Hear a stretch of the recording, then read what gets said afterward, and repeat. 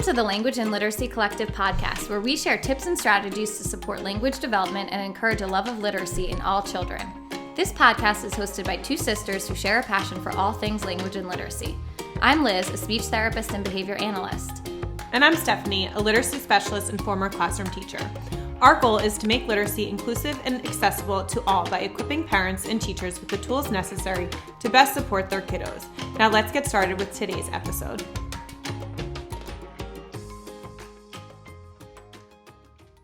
Welcome back to the Language and Literacy Collective podcast. Today we are joined by Kallie Knight from K Knight Therapy, and we are going to be discussing the topic of narrative development.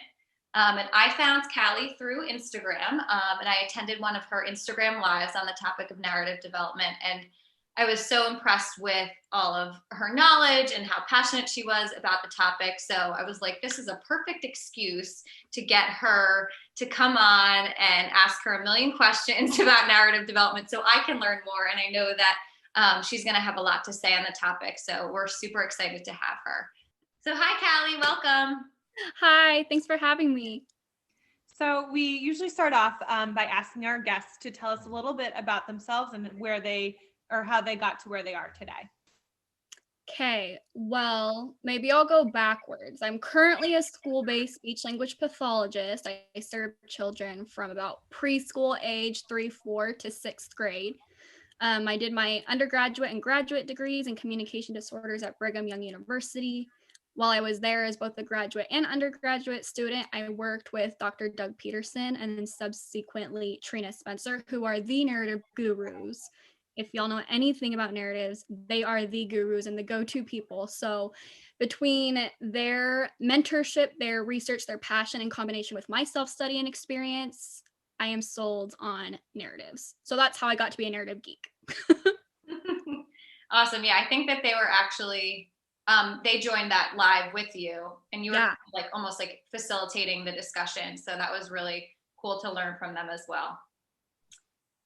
So we know that you are very passionate about narrative-based language intervention. Can you let our listeners know what you're talking about when you refer to narratives in general? Yes, very, very simply stated at its core, narratives are just stories. So if I said something like narrative-based language intervention, that's simply using storytelling as the medium or mechanism to teach language skills in a very succinct nutshell. Gotcha. Okay. That seems straightforward enough. So why is narrative development and storytelling so important? Okay. This is a multifaceted question and response that, oh my goodness, I could talk about for forever. But in general, there is social relevance, there's academic relevance, personal relevance, oh my goodness, cultural relevance, safety and self-advocacy relevance, and I'll explain a teeny tiny bit what all of those mean. So like social relevance, we tell stories all the time, all throughout the day, all throughout our weeks. We're telling stories, whether they're long, elaborate stories where we're venting about something that happened that week, or something really short like, y'all, I left my phone in the other room. Whatever it is, it's a story.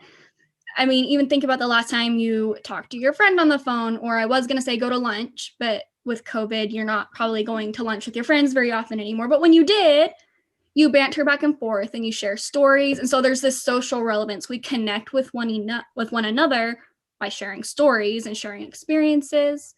So there's that social push and motivator there.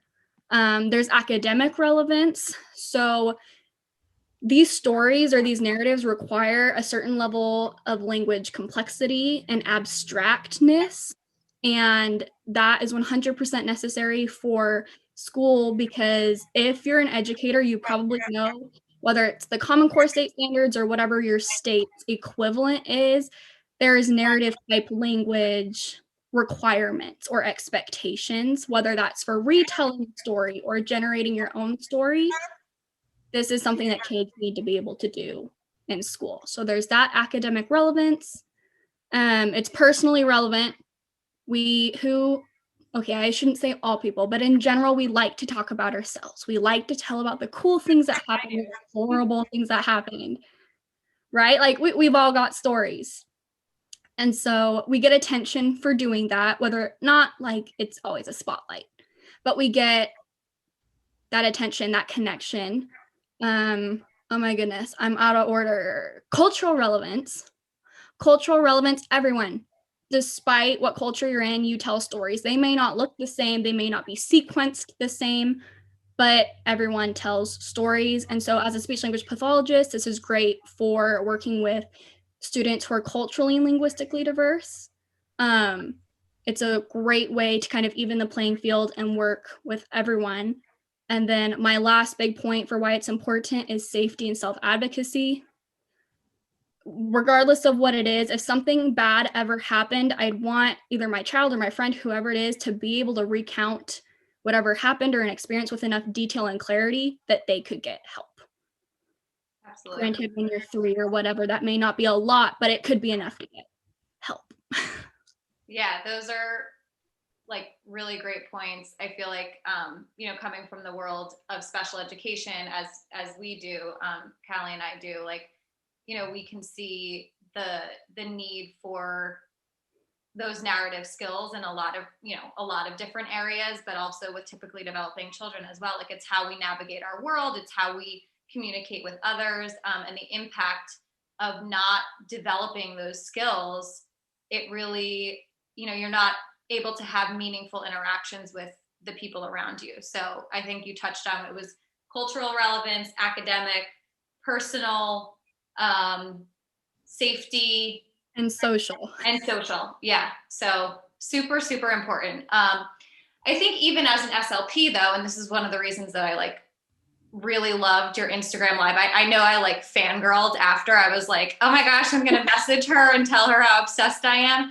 I was so excited because it's a topic that I don't really know a lot about, and when you see another professional, speaking about what they're really passionate about, you're like, ooh, now I need to know more. But I feel like even as a speech therapist, I don't feel confident in my knowledge of really what narrative development should look like. And I think I asked this question too, like specifically, where can I get some like developmental norms about, what are the expectations surrounding narrative development? Like if I have a family or a student that comes to me and like presents with a certain profile, like I don't know that I would be able to say like, oh yeah, the skills that he or she has in terms of being able to tell stories is appropriate or not. So, and I think too, it's important for parents as well to be able to kind of determine like, is the way my child is like sequencing elements of a story or retelling or developing in that way, because it's so important. Like, are they, developing those skills in a way that would be expected? So I know this is like a really big topic, but can you give some insight into like what you might expect at certain ages, or even some resources that you might want us to look into? So again, this probably warrants its own podcast, not even just an episode. It probably warrants its own podcast answering this question. But it's a fairly difficult question to answer succinctly for a couple of reasons, and I'm going to preface and then I promise I will get to your the main core of your question. The first part is narrative language isn't like a simple isolated skill like so many other language or cognitive skills that have milestones or developmental norms associated with them, because we've got narrative language that requires receptive and expressive language skills, whether that's comprehending a certain amount of text, whether that's combining words into phrases to sentences and sequencing those, the grammaticality, the vocabulary. If I looked at each one of those, I could tell you the developmental norms for each of those, maybe sub skills, but sometimes it's hard to say when I've got this composite skill that's made up of all of these other sub skills. Sometimes it just gets a little messy and hard. And then you have to add in cognitive skills, right? Like we've got working memory going on. If it's a personal narrative, we've got some long-term retrieval. It's just very complex. And you have to have all these simultaneous, the integration of simultaneous skills. And so that makes it hard to have norms, but also in addition to that, storytelling is a specific language skill, and it's 100% going to be reliant on exposure and experience. So let's just say I have a 3 or 4-year-old, right? Because a lot of times we're looking for, norms or developmental norms for littler kiddos. A 3 or 4-year-old who's been read to or told oral stories a lot, if I looked at their skills and compared it to another student who doesn't have a disorder or anything, but just hasn't been exposed to very many books or oral stories, I'm not going to expect them to have the same level of skills. And so in that sense, because it's so experience-based, it's hard to say, well, this is normal, because you'd have to say, but normal for who? And then you'd have to go through norms for normal for what does this, and this look like, which is hard. Doesn't give you an answer to your question yet. But don't worry, and feel free to stop me if you're like, this is making no sense. Just stop me. No, this makes total sense. I think the point about it being a culmination of many, many different skills, like, hits the nail on the head. And even the fact that you were able to list like all of the skills involved, those are just good things to kind of keep in mind about how multifaceted it really is. So it makes sense that there's not like an easy answer, but I know you're getting to the point where you're going to give us some tangible things. Hopefully something tangible, right? Because that's what we need. It's no fun to listen to someone be passionate and then be like, but what am I supposed to do? That's not fun. So I hope, if nothing else, by the time I get to the end of this part of the tangent, you'll get me.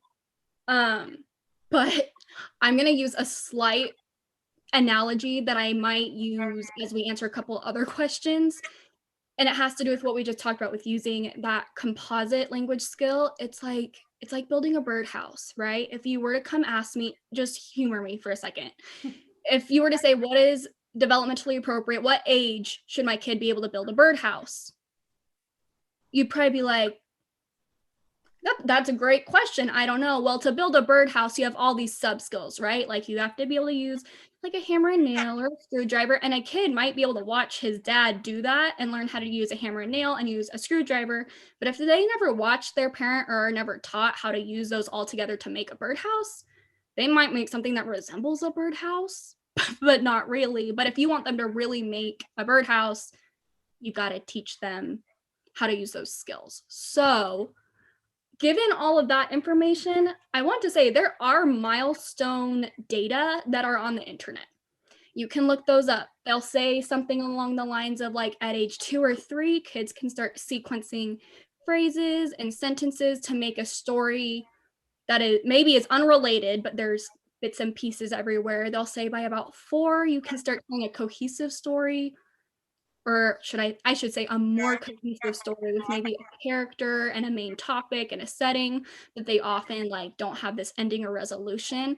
And then they'll say it's usually by 5 or 7 that kids start to tell this whole true narrative with like a problem, a setting, character, problem, setting, attempt, consequence, the whole shebang.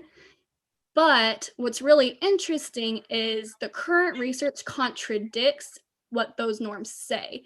They say that actually there are 3-year-olds that can do what they're saying 5 to 7-year-olds can do. This is all based on given exposure and instruction, right? So, I mean, that's the caveat to this whole thing, is it's interesting that sometimes when we interpret norms or developmental norms, like if I were to read that off the internet, I might think, oh, my kid is fine. They shouldn't be telling a full story until they're 5 to 7 anyway. But that 5 to 7-year-old is receiving the same instruction as this 3-year-old, but this 3-year-old is doing the same thing this 5 to 7-year-old is doing. So I think the really interesting thing is that the current research that is going on is trying to better parse out these norms and give some more information, but it's hard because what's actually given is just a little bit outdated. Okay. Yeah. This is I have a follow-up question to this. Okay. So I do really like the birdhouse analogy. I love analogies, and that's excellent. Like, yes, if you haven't used a hammer or nails or whatever else you need to, whatever skills are involved in building a birdhouse, like obviously, it's going to vary based on your exposure and your experience. So that's a great analogy. I think, and I'm sure you can do this, but like if you're conversing with a child of like any age, you're probably able to have a conversation and maybe engage them in some type of like storytelling task or just conversation in general, and sort of say like, ooh, something's off, like they're missing XYZ skill, this certain component of storytelling. And then I guess my question is, if you see, some missing information, or you see that they're missing certain skills, would you then kind of try and like model those skills and probe those skills, and do maybe some like exposure with certain components of narrative development? And then I guess if you do that and they respond to that, would you say, okay, it's just a matter of exposure, versus a child who really struggles with that and then like continues to need that support? When would you kind of determine like, okay, this is due to exposure versus I see a real disorder here? You are talking about one of my favorite topics ever, the application of narratives in dynamic assessment, or a kind of response to intervention, MTSS type way, where we're really measuring not what do you know right this second. So, right, because that's biased by exposure and experience. We're saying, can you learn to do this? Because the disability in learning that language, that's what I'm looking for as a speech language pathologist or any special educator. They're looking for a difficulty in learning, but it's just exactly what you said. If you take some baseline data and you realize, they're missing whatever you want, whether it's a story grammar part, they're just not telling you anything about the problem, something like that, or there's grammatical errors, or there, whatever it may be, and then you teach it to them in this amount of time and they seem to get it and it clicks. Yes, exactly what you said. I'd say it's most likely an exposure issue, not like a disability or disorder type issue. Gotcha. Okay. So I'm a literacy specialist and not in the speech world. So I was like writing questions while you were talking. Love it. So I guess my question is, when does this go for, and I don't know, maybe if this is going to be a hard one, you might need to think on this. I don't know. When does this go for, like, the narrative skills go from being like a literacy skill as like a classroom teacher, one that I would address, to something that you're addressing as a speech therapist in like the pull-out speech setting? Okay.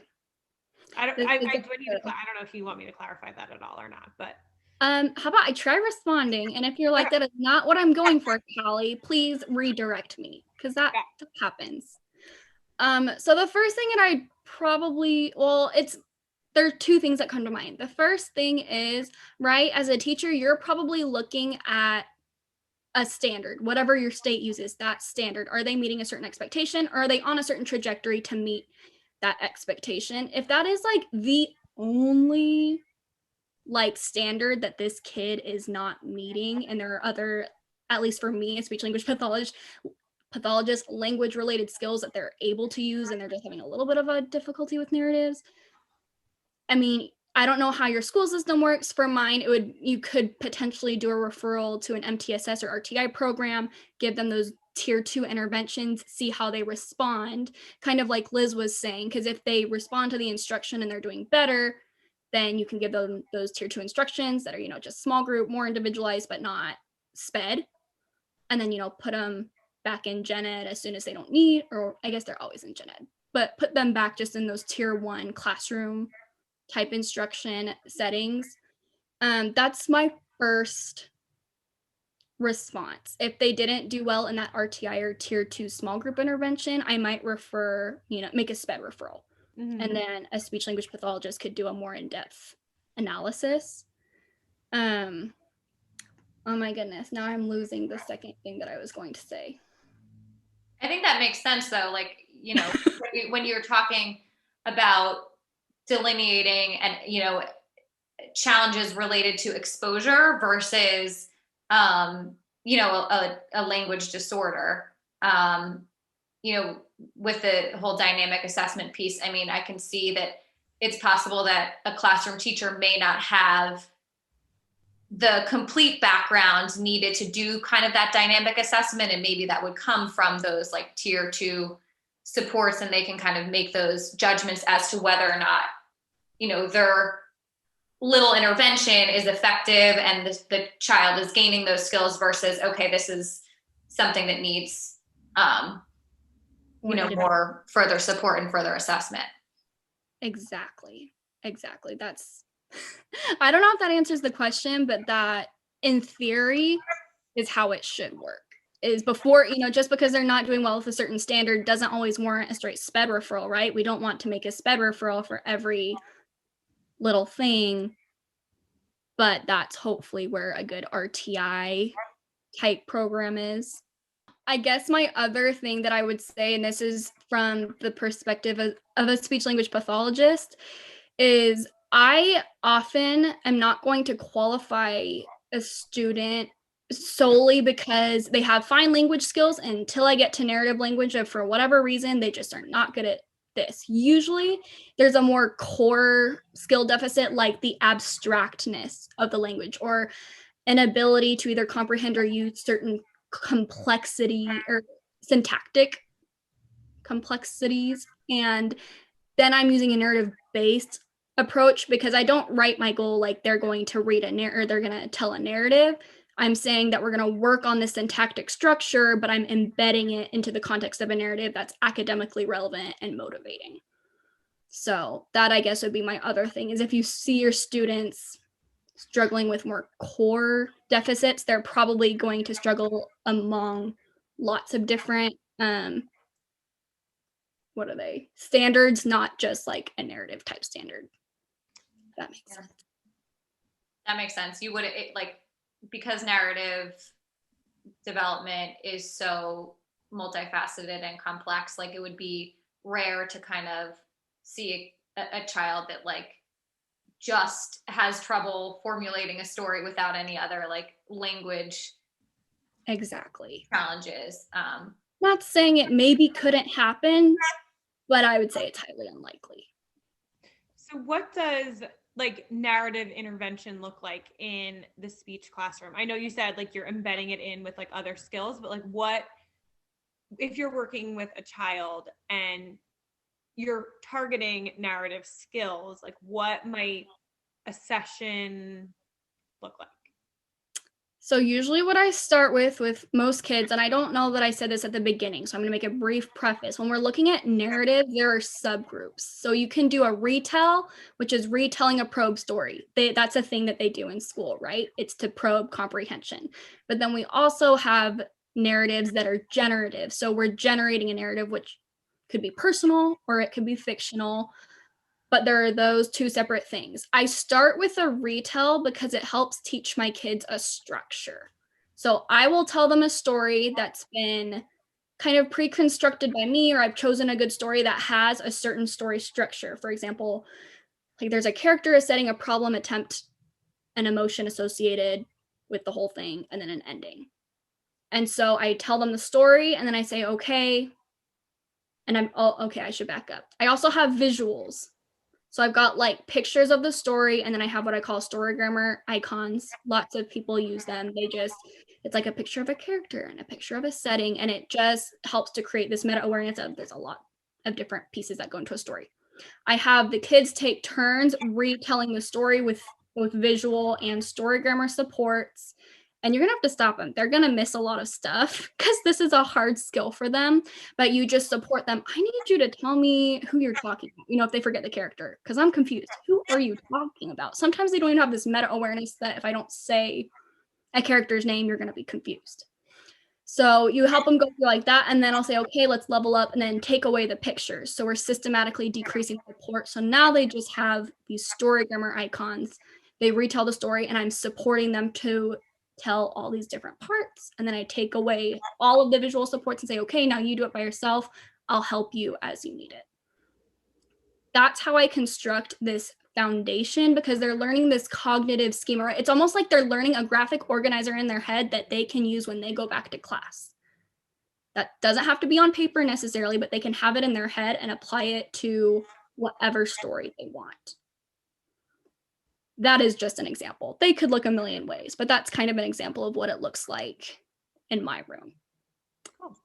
I wouldn't have even like if someone quizzed me and said, what are the different types of like narratives? Like the fact that, you know, you just said like retelling, and that could come first using some of that visual support, and then moving into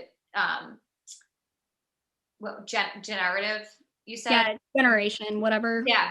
Yeah. I mean, that makes total sense that the retail aspect would be a good starting point before you're going to have students generate their own stories, because then you have that foundation of those, like all of those story elements for them to then, you know, expand and make their own stories. So that's a big takeaway for me. And it can look a million different ways. It can look a million different ways. That's just a way that I do it, and a way that the literature has shown is effective and evidence-based. You could do it a million ways, but that's the way I do it. So it's interesting to see how like a speech therapist in a structured way would kind of work on that. And so I think we've touched on like the speech aspect. We've touched on like, you know, maybe what a teacher can do if they suspect some challenges related to narrative development by making a referral, or just kind of exposing the child to the aspects that they are struggling with, and then seeing if that results in a change. Do you have kind of similar suggestions for parents? What would you say for parents in terms of helping their own children with narrative development? That's a good question. And I think I don't want to say it depends on age, because some of these things are going to apply to everyone, but the principles that I'm going to share also are going to apply to anyone, whether you have a language disorder or delay or not.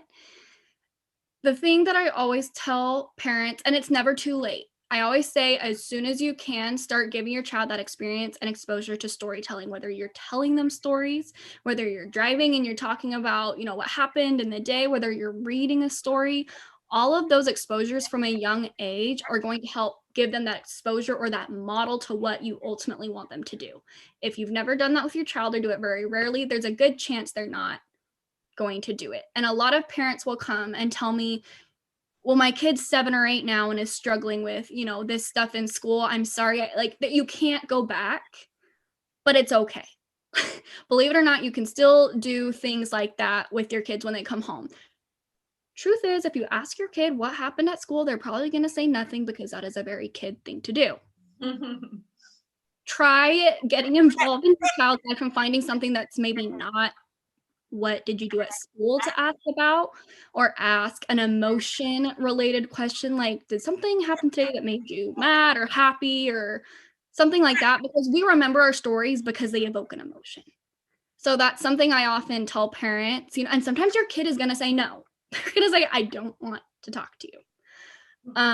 But I think sometimes with sincerity and some questions, like emotion related questions, they might start telling you more of a story throughout the day. And just like you would talk to your friend on the phone, if your friend started leaving out random bits of information and you were confused, you're not going to let your friend, if you really care about them or what they're saying, you're not going to let them keep talking. And at the end of the story, be like, okay, you just talked for 25 minutes. I have no idea what you're saying. You're going to stop them and say, okay, I'm confused, and this is why I'm confused. And then have them fill in the information. They get this meta awareness that, okay, what I left out made you confused. I need to do that next time. So even things like that for your older kids and even younger kids, those 3-year-olds, they can develop that meta awareness too of, oh, I didn't tell you who I was talking about. That is confusing. With my little kids, I'm like, haha, that's silly. I wouldn't do that with my 5 or 7-year-old. They don't think it's as cute. But you can develop those meta awareness skills as early as, 3 years old. Maybe it's not robust as your older kids, but it's pretty amazing what those kids can do. I think that's such a good point. And even as a speech therapist, like sometimes, well, a lot of the time, you get kids who are telling you a story and you're just like, like I like looking to the mom to translate, like, can you fill in some of this information? But like, for parents and educators and speech therapists too, like taking a step back and giving the child that feedback directly. Like, I'm not understanding, like, and giving them some of those cues, like that feedback can be enough to then later in the future make, build that meta awareness for them to repair and improve their storytelling in the future, versus just being like, oh, you're 4, you'll develop these skills somehow on your own. So I think that's a really, really good tip. Is there anything that we didn't cover? I mean, probably like a million things, but that you really like want to say about narrative development? Oh my goodness, that isn't going to take a whole other podcast episode. Well, you did say that someone needs to create a podcast on narrative development. So I think that's a perfect job for you. I'll just start recording all of my ramblings. But I'm trying to think. What you thought we were gonna do is just easily record our ramblings. But guess what? A lot of times those ramblings can be really, really helpful to people. I think they are. Yeah, despite the fact that sometimes they're like off the top of your head and don't have a lot of organization, they can still be helpful. You're right. If there's nothing like burning, then can you just tell everybody where they can find you? If they have questions, are you open to questions? Oh, always. Okay. Beware, if you reach out to me, you might get more than you want, but I'm always happy to talk. I'm probably most actively on Instagram. My handle is at KNightTherapy, KNIGHT THERAPY. I think I spelled that right. I'll put it in the show notes. Thank you. I also have a fairly new website. It's just knightTherapy.com. And when I say fairly new, I mean, I think it went live last week. So it's got a little bit on there, but you can go there for a little bit of information. And I do have a Facebook page, but I would probably stick to Instagram if you want to get me quick. And do you have any resources for narrative development in your Teachers Pay Teachers store? I do have some. I have some resources for narrative generation and supporting narrative generation. And then I have some for narrative retell. I do, if you know me, use a curriculum called Story Champs that you can purchase. It's by a language dynamics group. If you can afford something like that, it is an evidence-based curriculum that can be implemented at the general education or special education level. It's amazing and I love it and use it frequently. So I know that has nothing to do with my TPT store, but shout out, I also don't get paid for saying this. So I don't get paid for saying that. Thank you so much for all of this information. Awesome. Yeah, I feel like I could have asked you like a million more questions, but I held back. So yeah, if you could start your own podcast, that would be great. And I will definitely be your first subscriber. I love it. All right. Well, thank you so much for chatting with us. Thank you.